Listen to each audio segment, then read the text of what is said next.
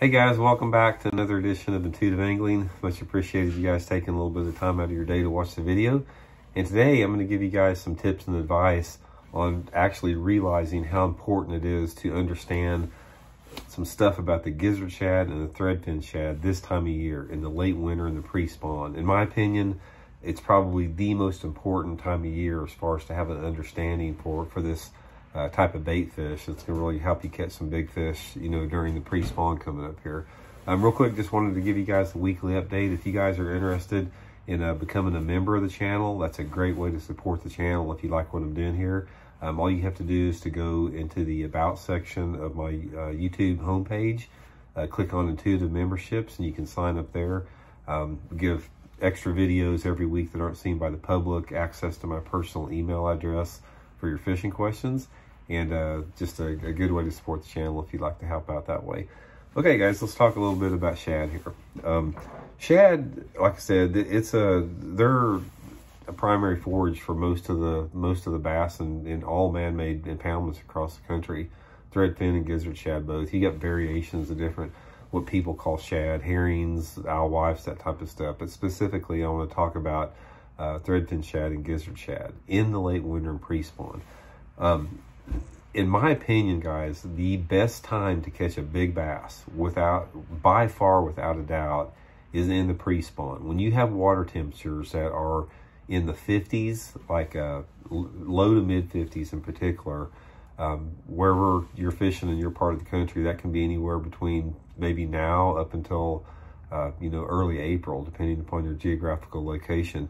That is the best time to catch the big ones, because there's more big fish that are shallow and catchable that time of year than about any other time of year, and they're biting. They're fat too, they're heavy.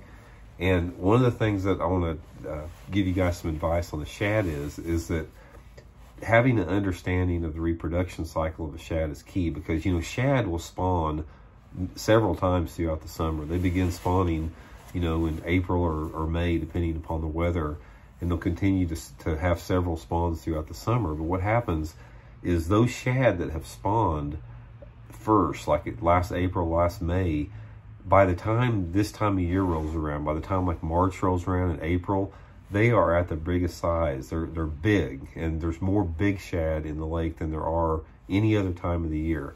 And this is when those big bass take advantage of that. They feed on big shad, big threadfin shad, big gizzard shad, specifically this time of year for about the next month or so. So the key, what you want to take advantage of there, guys, is in order to capitalize on the size of the shad that you have this time of year, you've got to use big baits that resemble shad. And to me, the best lure that you can throw to resemble a big gizzard shad or a big threadfin shad there's actually two. It's either a big jerk bait, a larger size jerk bait like that Megabass Canada or the Smithwick Perfect 10 Rogue, something like that, or a big spinner bait, like a big 3/4 ounce, 1 ounce spinner bait with like a number 7 or number 8 willow leaf blade on it with a big trailer. Something that is just a large bait that puts out a lot of water displacement in the water. And this is the time of year those big baits like those, that's when the big jerk baits excel. That's when the big spinner baits excel. That's when, if I'm fishing a chatter bait, I'll use, an oversized trailer with it, like a big swim bait trailer on it. Just trying to recreate those gizzard shad like that. Swim baits, not so much, like the one I'm showing you guys here.